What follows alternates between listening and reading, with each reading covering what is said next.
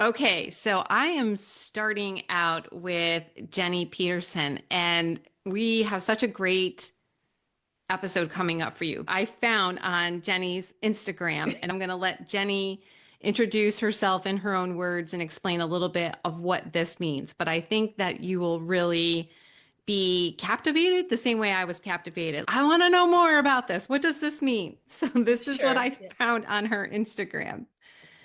The crazy shit fear made me do while trying to fix myself.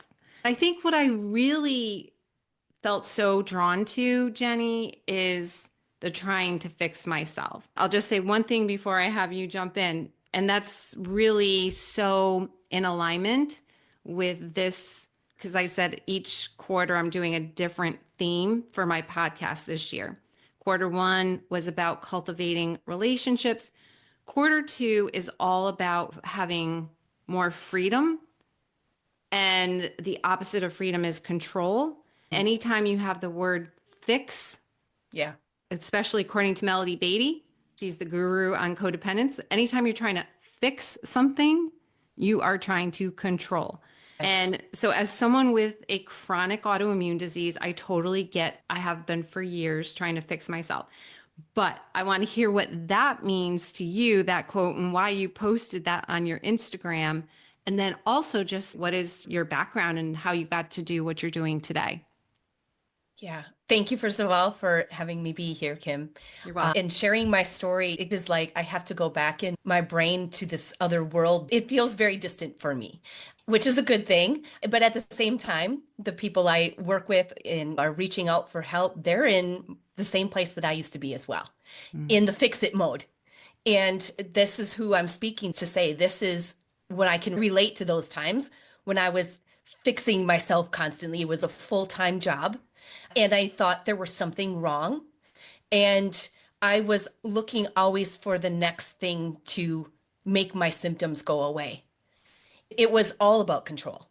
I just believe that the way I was raised, and I think a majority of us were raised to believe that when we have a symptom, there's something wrong with us. We immediately freak out if it's something major or it doesn't go away. When I was 16, I had some health issues. I was working with the medical, then the medical field, it led to the holistic. But the only difference between the two for me at that time, and even once I got into my holistic studies, was that I was using more natural approaches to fix my problems versus a chemical approach.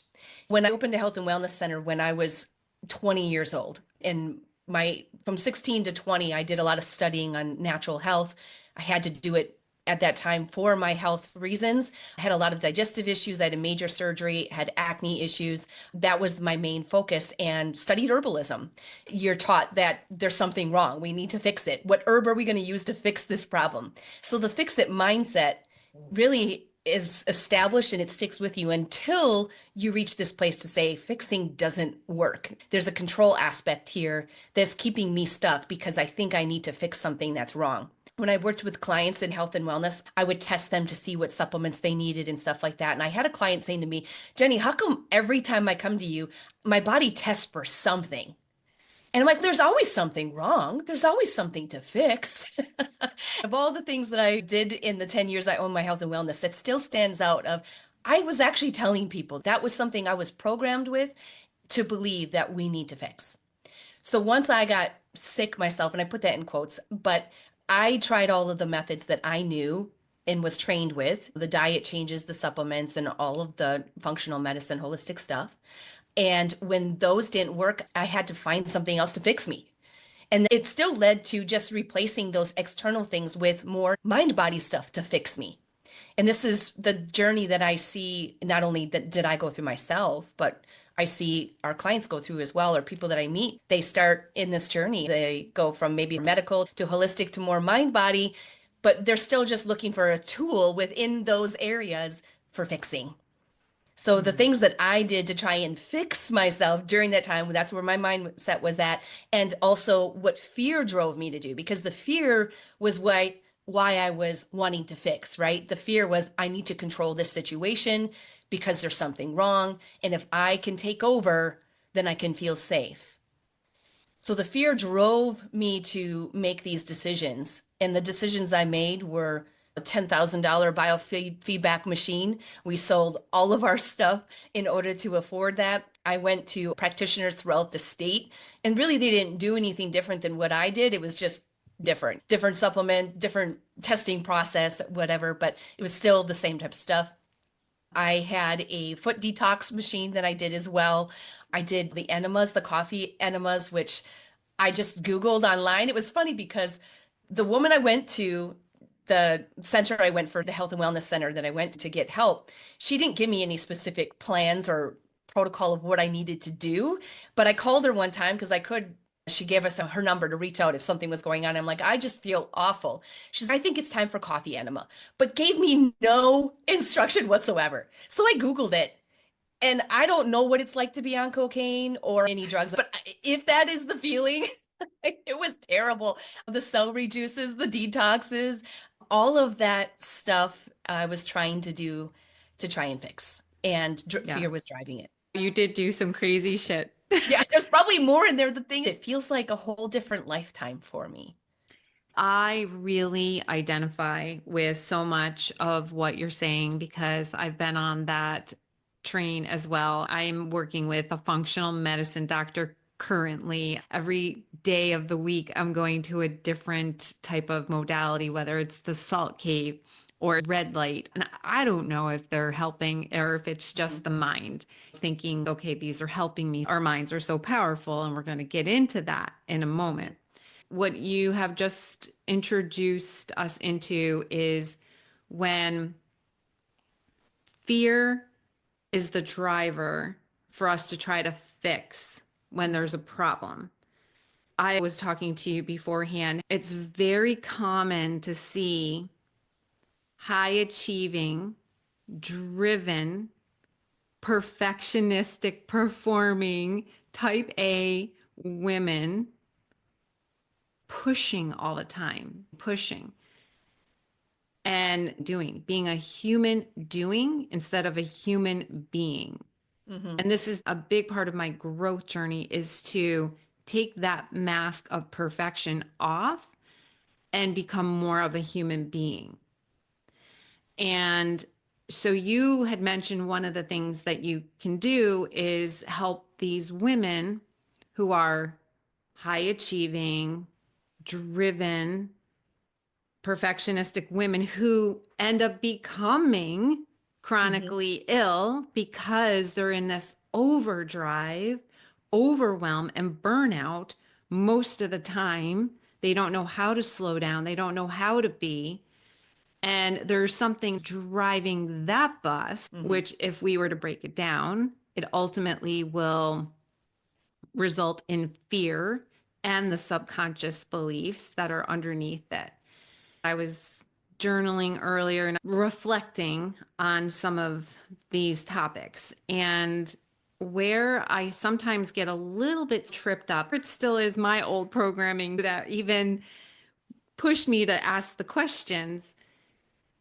Is it possible for someone like myself or anyone out there that is really good at setting goals, is an achiever, to still set goals and to achieve things and push oneself, whether it's at the gym or it's as a parent or it's in a career or it's even amongst social friends?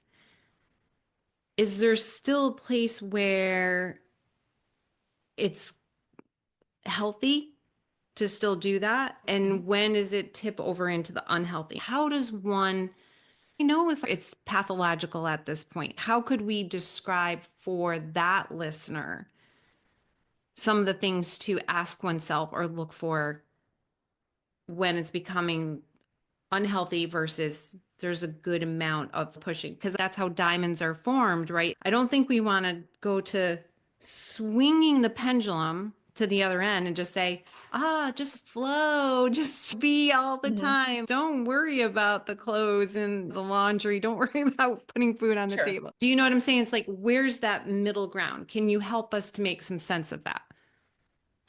That was me when I owned my health and wellness. That's why I closed it. It was due to overwhelm and I burned out. and ended up sick. Okay. But I own a business now and I'm not in that place. So it's totally doable. The way that it's doable is you have to work on the old patterns that brought you to that place to begin with. If you have chronic symptoms, your body is telling you you're out of alignment, plain and simple. Do I know specifically what? No, your symptoms will tell you. To keep it very simple, biologically, we are designed and wired for survival. If you're out of alignment, your body is adapting to your environment through your symptoms because you're not adapting well from a mind perspective in a healthy way. That's how we're biologically designed. Can you break that down a little bit more and say that slowly? I think this is super important what you just said. If we understand how our bodies, our brains and body function, which is very simple, all it cares about is survival. If we know that, then we have to look and say, if all my brain and body thinks about is survival, and I am constantly thinking that there's a tiger chasing me because I feel not good enough, pressured, overwhelmed, my body says, oh, she can't handle this. So I'm going to have to adapt. If our bodies didn't adapt with symptoms, we would die. It has to go through the mental gates first. And if we can't process that experience with resilience, the body says, I got you. I got you. We're going to adapt. So when the body starts to adapt, that is a sign what's going on that I'm not adapting well to in life. So we don't really want our bodies to do that. That's a pathological thing. If we keep allowing our bodies to adapt because we don't change the mind, then that's when the body becomes super ill, chronically ill, Right. or in Mhm. pain. And the body is going to forever do that as long as it can. Yeah. And that's one thing we have to look at is instead of looking and saying, I'm broken, there's something wrong, I have to fix, it's, oh my goodness, my body has been doing this and saving me every single day. That's a mind shift right there that will shift so much in understanding no matter what symptom a person has. Do you understand every day your body has been fighting for you and adapting in order to survive? You think it's broken, but it's actually working fine.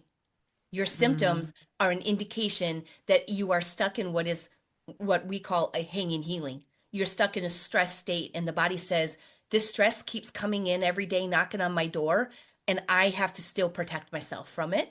Until that goes away, I cannot complete the healing process. I like to compare healing, and it does not matter of what label you are given, to a cut. A cut is very simple. We all seem to understand the healing of a cut very easily, and we don't have any beliefs about that. It's just so easy. Put a band aid on it and it does its thing, right? But when that cut every single day, let's say for an example, you went and hit that cut every single day, reopened it, right? We've done that before, like almost healed and now we hit it. Body goes, got to start the process all over.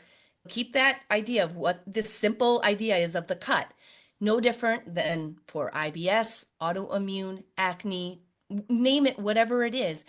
It's the same thing happening and it's getting hit every day and reopening. And the body says, I'm trying to heal, but I keep getting hit. So these symptoms hanging around are the body saying, you have something unresolved that you have to address. So we get the permission to complete this healing process. Okay, so in addition to the body telling us, because that's right, the body keeps the score, are there other things that the listener could identify in her life that might point in the direction of, I need to do something differently? I need to heal. By the time it gets to the body, it's been shouting for a while. Yeah. I consider myself to be a pretty intuitive person. I know when I'm off before even a symptom shows up. I don't feel good. I'm there for me, the emotion that will come out will be anger. It's there's Mm. something that I'm not in alignment with. And when I feel that anger, I know exactly what that is. But I think we just ignore it. I'm a mom. If you're a mom, you put priority of your children. We know intuitively if we choose to listen what's really going on and what needs to be addressed that we're out of alignment with, and we just keep pushing it to the side. And then if we do that long enough, the body says, okay, I need to take over. So let's put it in more practical application. When you had the health and wellness center and you got to the point where you're in burnout and overwhelm, and then you ended up being chronically ill even after or again, what was it like for you?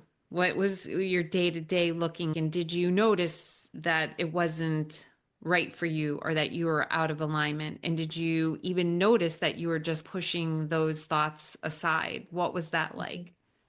I think the word to describe it would be overwhelm. I was Mm. extremely overwhelmed. My business wasn't growing because all I was doing was just it's like when you have a house and all you do is the dishes and the laundry, the projects don't get done and it feels like you're spinning your wheels because, oh, I see this vision, but I'm stuck here doing this mundane everyday tasks and overwhelmed and not able to keep up. When that happened for me, it was when I had my son. I wasn't able to really handle everything at the store, then go home. I was working probably 60 to 70 hours a week. I would come home maybe at 8 o'clock at night. My husband would have dinner ready and it would be nothing but chaos. That was the misalignment for me. I knew that it wasn't working. To be honest with you, if it wasn't for my son being born, I wouldn't have hit it as early as what I did. Because for Yep. me, as an entrepreneur, unless you're really taught how to set boundaries and where to put your energy, entrepreneurs have a tendency to burn out and become overwhelmed. So for me, I sold the store, got rid of it. Then I got very ill, which makes 100% sense biologically, because once I was out of the stress, my body says, oh, I can finally resolve this now and move on. Resolution actually means symptoms. It means my body's now going to move through what we call that healing phase that it's been trying to do for years because I've been stuck in this stress state. So experienced symptoms, didn't really know what those all meant. But then once I understood that and went back and said, okay, what brought me to this place? Being an overachiever, trying to prove myself, I had to prove myself to my family that Jenny could be successful. I had no idea what delegation meant. I had to do everything. I didn't know what boundaries were at all of what to say yes to, what to say no to. I reflected on all of that. Once I looked at my symptoms and said, these were my symptoms, what led me to this place, and what patterns were underneath that. The patterns where I didn't know what boundaries were, I didn't know how to delegate, and I needed to know what I could say yes to and what I say no to. Once I understood that, I said I could do another business again. My husband immediately, you're going to do another business again. Here we go. I learned from that experience. I don't want that. I don't want to go back to that, but I do love being an entrepreneur and I don't see myself being anything different.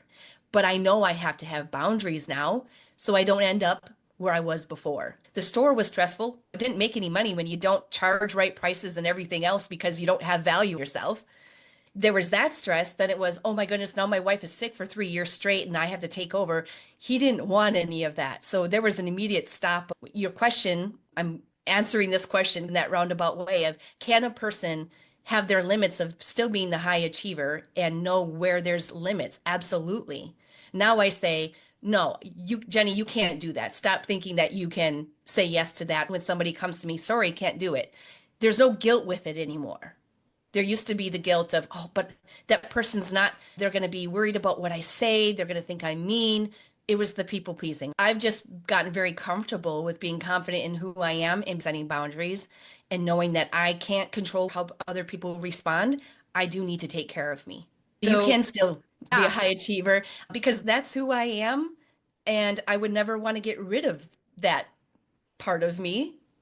I would be extremely exactly. bored and unhappy. Exactly. That's why I was saying, what do we do? Swing the pendulum the other way. No, Be no. in flow all the time with no banks, the river without the banks, doing nothing all day, like sitting on the couch with my bonbons. Like, I don't know about that. Yeah, I absolutely don't want to be that person anymore. I'm just going to sit here and do it's really hard because I think once you're a high achiever, you always have that in you. Right. You just have to know how to balance it and say, Yes. where are the boundaries around this? Because when I was 20, I could handle a lot more when I didn't have a child and a household to take care of. And we have to realize that at different phases of our life, we have to set boundaries around different things around ourselves. I find the boundaries the most are with ourselves, not setting boundaries with other people are important, but I find that the work, at least that I have done for myself as well as clients, the work on boundaries is with you. Okay, so I want to go into that a little bit deeper too, because that touches upon something that I was saying in the beginning, and that I still sometimes have a hard time identifying within myself. So I totally agree. It's about having limits. How do we know when we're setting a healthy limit versus what is a healthy limit? I'm still trying to find that balance between, oh, I tipped over into too much over one Mhm. burnout. Maybe not as much as I used to 5 years ago, but I'm starting to take on too much and I'm tipping into that place of unhealthy or pathology, but I can handle it. So I'm not really sure if it's too much versus if the limits I'm saying no to too much and I'm not doing enough. Do you know what I'm Mhm. trying to ask? Like you said, it's we have to learn how to really setting the limits is within us. I totally Right. agree. Mhm. Because as a recovering people pleaser and perfectionist, I can easily want to say yes to everything. Yes, I can take it on. I've been super competent in the past. I know I can do Mhm. a gazillion things. I can take care of this and do it all. But if I'm setting limits with myself, I have to be careful not to tip over into that place of Mhm. over. So, how do you titrate that? It's about titrating. And I'm wondering how you do it for yourself. For me, it's intuitively. We start to Mm, listen. This is the problem is we've learned to go outside ourselves for the answers, and the answers are inside of us. They tell us exactly where those limits are. And there's also, we learn from it. Even when we work with students, I say, they'll be the same way with the trigger. This triggered me and I freaked out and I'm so mad at myself. Okay, working with old patterns doesn't mean you learn about it and instantly things are going to be better tomorrow. It means you're going to muck up. mm, I said yes to that. There was a part of me that knew I shouldn't have said yes, but I did it anyway. I learned from this. Now, if you're not going to reflect on it and learn from it, then you're going to probably keep doing it. But mm. if you can sit back and reflect and say, I said yes to that, I knew intuitively in my gut I should have said no. Next time I'm listening to that. And next time I'm doing this differently. So that rewiring process means there's going to be trial and error. You might fail, you might suck at it, but then you look at it and go, okay, this is where I can have some improvements. And you keep making those improvements a little bit here, a little bit there, so that when something does come later on, maybe 6 months later, you're like, no, I know for sure this is a no. And I'm going to go with that. And it feels so dang good. But it's that ebb and flow of, I can't give you that answer. You have to practice it. You have to practice listening to your intuition. And you also have to know when it really got really bad and you sense that and felt it. And your body is telling you, stop. Okay, I went too far. Where did I go too far? All right, what am I going to do next time? Or what do I have to back out on now that I said yes to? So there's that Yeah.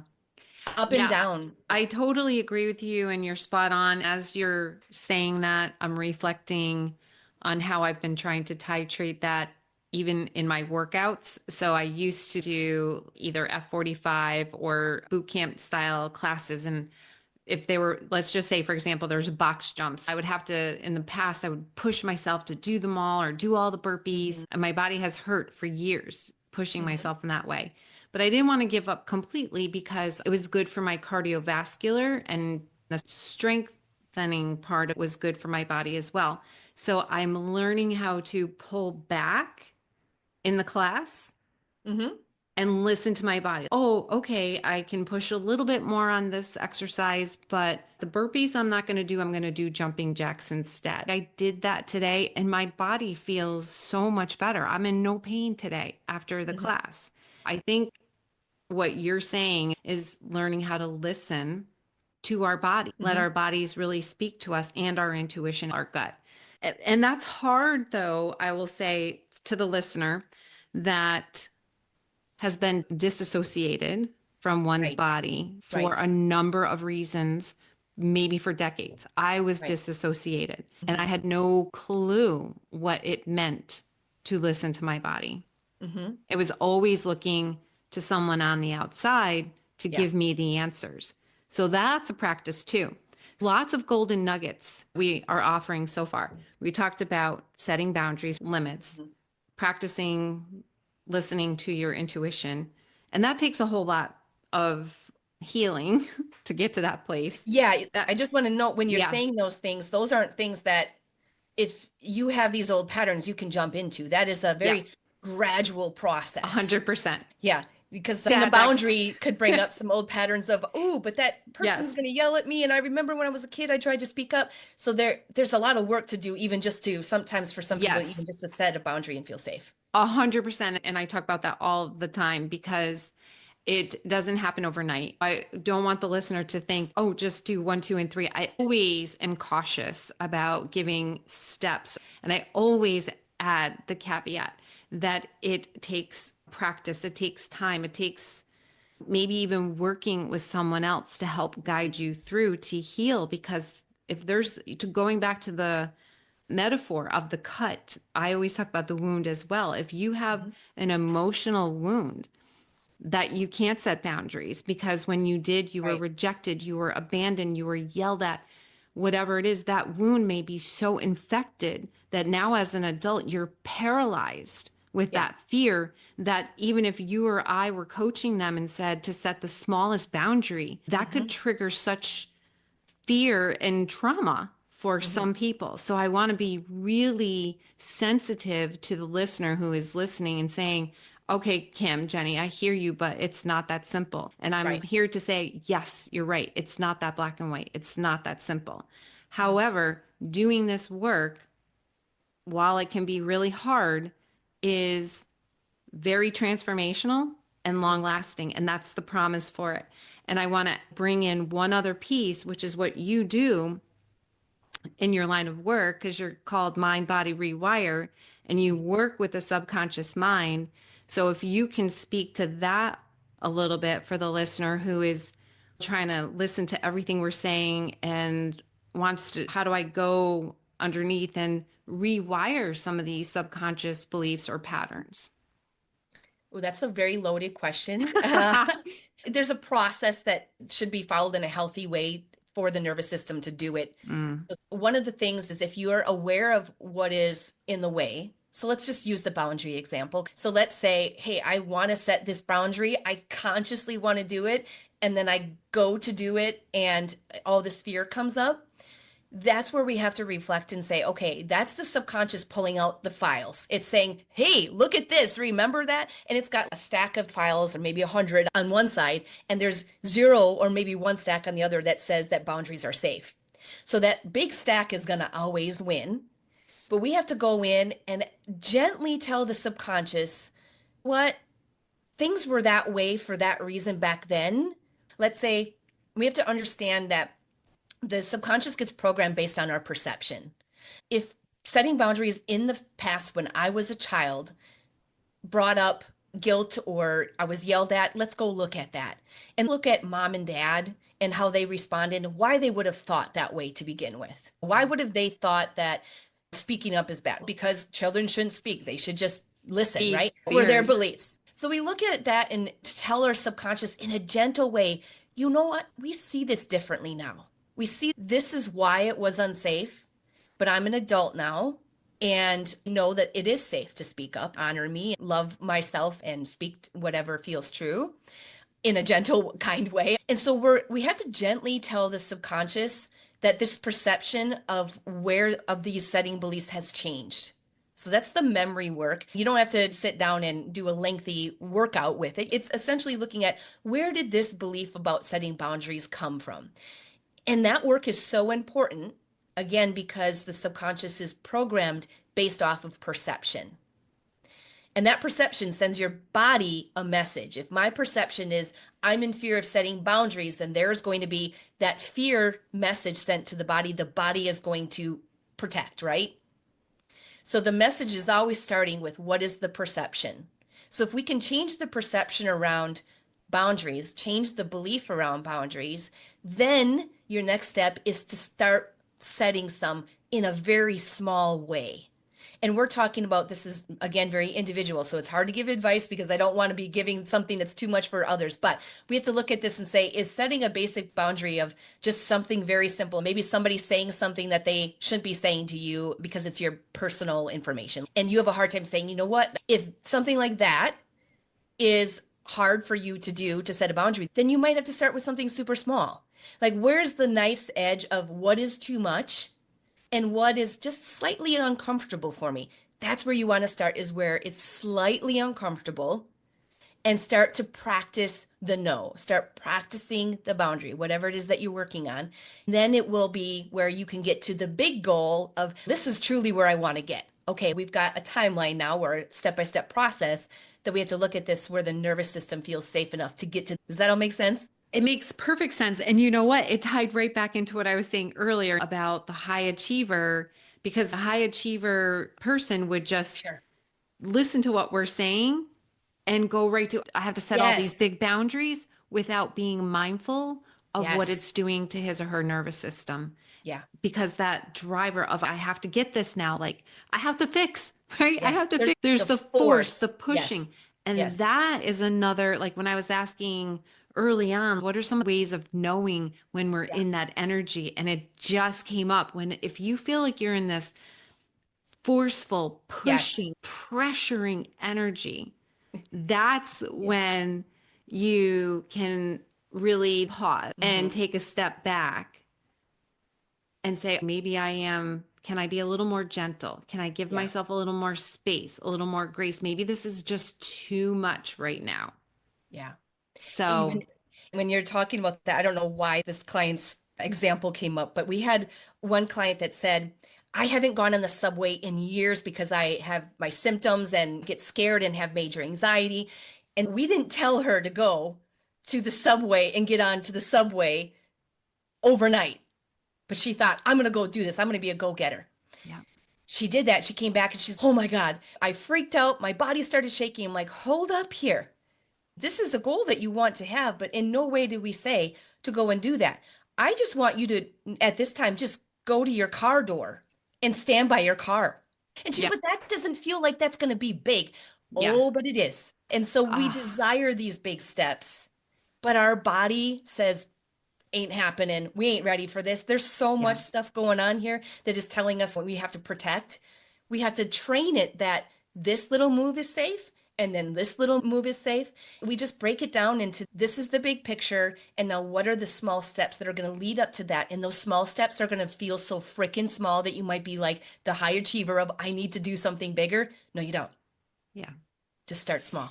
And so, just to underscore again, why the overachiever perfectionist person would believe that he or she has to go to that place of pushing and forcing and doing it all.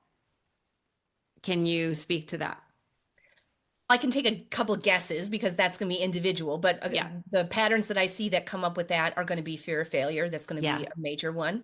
And also trying to prove yourself. Those are going to be the two Yeah. biggest things of, I need to prove to others that I can do this, or you're looking for that approval from maybe a parent that you've never gotten, or Yeah. that when you got approval, you felt extremely loved and accepted. So there's that. And then there's the fear of failure, where that programming can come in from if you didn't do things right and the consequences that came from that, or just not feeling good enough if you don't do it right. There's something that is pattern wise connected. Those would be the two areas I'd be looking at. What are you trying to Yeah. do for proving, and where's that fear of failure? I would completely concur. So if there's that fear, then we're trying to fix by being the Mhm. overachiever and we're trying to control, Yeah. which is the opposite of freedom. So Mhm. again, this whole quarter for masks off for people pleasers and perfectionists is about having more freedom. And so that's what's possible when we do this work to uncover the patterns, to see those subconscious beliefs and then to rewire them and Mhm. be able to start having limits, setting boundaries, more balance, more peace, more joy. Can you add any other thoughts, or even from your own experience, your own strength, your own hope, as to what is possible for the listener when they start to unravel this, unhook from this mask? Yeah, one of the things I find myself repeating a lot, and I also had to repeat it for myself, was let go of expectations. Expectations are such joy killers. It doesn't mean don't have any goals. Goals and expectations, we're setting that aside. That's two different things in the way that I'm explaining it around expectations of what you can do and your healing process. If you expect that if you force this if in the next 3 months and you really just force that you're going to, at the end of those 3 months, be symptom free or whatever your goal is, those expectations are going to set you up for a lot of unhealthy emotions, a lot of just feeling disappointed. So keep your expectations to where it's just one day at a time that you are trying to improve yourself, stepping into your 2.0 version. I want you to step into your 2.0 version, and that might take a year, 2 years, 3 years. I don't know what it's going to take, but every day, take a small step to stepping into this new version of you and know that you are going to mess this up along the way. And it's not that you're a failure. That's the rewiring process. Rewiring means, oh, I did this. I see now that it went wrong. I'm going to do this differently next time. The next time comes and I do that 10% better than the time I did it before. And 10% again, 10% again until, wow, I'm a completely different person. And so these expectations, I think, just take away all the joy that actually does come from this healing journey that we don't see until we're on the other side. And when you're on the other side, which I am, I don't have any of my symptoms that I used to have. I am very thankful for that whole experience. If we don't experience discomfort and pain, then we're never going to transform. That was the most uncomfortable, painful time of my life. And I'm very thankful for it. So take away the expectations. I love that. So finally, if someone were listening to this episode and they're thinking that they want to reach out and work with you, where can they find you? I would first recommend going to my podcast. I think that's a really good place as a foundation to understand the work that I do. When I talk about health, I bring always the same terms in survival and biology, because biologically, that's how we're wired for survival. If we understand that, there's a lot of foundational information on my podcast that will help you to understand your body. Because if we don't understand our body, we're fearing our symptoms, we're fearing our body, and that right there is a barrier to working on everything else. Because everybody comes to me and says, I've got these patterns, I know what they are, I want to work on them. But when I ask you, are you in fear of your symptoms in your body? Yes, then none of those patterns are going to release until you let go of this belief system and understanding of how your body is actually working. So that's where I would start is my podcast. It's called The Rebellious Healer. Lots of good info there. And then from the podcast, there's a lot of links within the episodes. Oh my gosh. Jenny, thank you so much for having this conversation with me, for being willing to just play and go with me and explore. These are experiences that I've been working through on my own as of late. So you were so helpful in helping me. And I'm sure if you helped me, you're helping others that are listening to this episode as well. I really am grateful for your presence today. Oh, you're welcome. It was a pleasure to be here. If I was able to help shift something within you, others have benefited as well. Just Yeah. add up the little wins. Stop looking for this huge win. You're looking for this huge win to wake up one day and have your symptoms be completely gone. Number one, that's too high of expectation. Number two, you have so many small wins and aha moments. See those as part of this adding up process to a really big win at the end. Hey, Kim Gross here. Thank you so much for tuning into this episode of Masks Off for People Pleasers and Perfectionists. I invite you to hop on over to my website, kimgrosscoaching.com. Right there on the front page, there's a quiz for people pleasers and perfectionists. You can find out if you have tendencies. You can also get into my newsletter where you will be given valuable content every week on different topics I share here in the podcast. And if you really did enjoy this episode, if you found it helpful, if you found it valuable, please go to, if you're on YouTube, go and subscribe. If you're listening on your favorite podcast platform, then I invite you to leave a review. You can even do a star review. It doesn't have to be a written review. If you know of someone who can benefit from this podcast or this particular episode, please share it with them. I'll see you next time.